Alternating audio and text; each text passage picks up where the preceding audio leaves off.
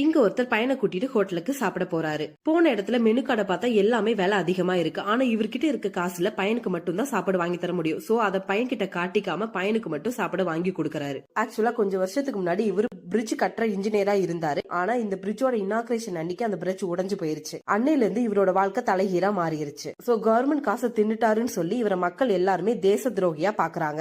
பையனை பாக்குறவங்களும் அவங்க அப்பா பேரை சொல்லி துரத்தி அடிக்கிறாங்க.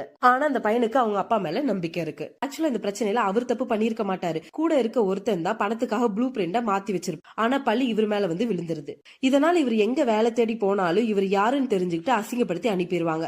அதனால சாப்பாட்டுக்கே ரொம்ப கஷ்டமா இருக்கு. பையன் படிக்கிற ஸ்கூல்லயும் சரியா படிக்க மாட்டேங்கிறான்னு சொல்லி ஸ்கூல்ல எல்லா பசங்க முன்னாடியும் வச்சு பிரின்சிபல் அசிங்கப்படுத்திட்டு இருக்காரு. இதை பார்த்து வந்து இவரோட பையனை பிரின்சிபல் கிட்ட கூட்டிட்டு போய் இவனை நல்லா படிக்க வச்சு ஸ்கூல்லே டாப் 10 வர வைக்கிறேன்னு சவால் விட்டுட்டு வந்துடுறாரு. இவர் என்னதான் சவால் விட்டாரு, இவருக்குன்னு ஒரு வேலை இருந்தாதான் காசு இருக்கும். காசு இருந்தாதான் பையனை படிக்க வைக்க முடியும். அப்ப இவர் இன்ஜினியரா இருந்தப்ப இவர்கிட்ட வேலை கேட்டு வந்தவன் இன்னைக்கு நிறைய பேரை வேலைக்கு வச்சு ஒரு கன்ஸ்ட்ரக்ஷன் வேலை பார்த்துட்டு இருக்கான். அங்க தண்ணி டேங்க டெமாலிஷ் பண்றதுக்கு சரியான இடத்தை மார்க் பண்ண தெரியாம திணறிட்டு இருக்காங்க. உடனே இவர் அவங்க கிட்ட 2 நிமிஷத்துல இந்த வேலையை முடிச்சு கொடுத்தா எனக்கு 500 ரூபாய் தெரியான்னு கேட்டு சவால் வராரு. பார்த்தா அசால்ட்டா ஒரு டியூப்ல தண்ணியை வச்சுக்கிட்டு மேல ஏறுறதும் அந்த தண்ணியோட லெவலை வச்சே மார்க் பண்ணி கொடுத்துறாரு. அது பக்கம் ஒர்க் அவுட்டும் ஆகுது. இவ்வளவு ஈஸியான ட்ரிக் நமக்கு தெரியாம போச்சே அங்க இருக்க எல்லாருமே ஆச்சரியமா பாக்குறாங்க. அவர் சவால் விட்ட மாதிரியே 2 நிமிஷத்துல வேலையை முடிச்சதுக்காக அவருக்கு 500 ரூபாய் கொடுக்கறாங்க.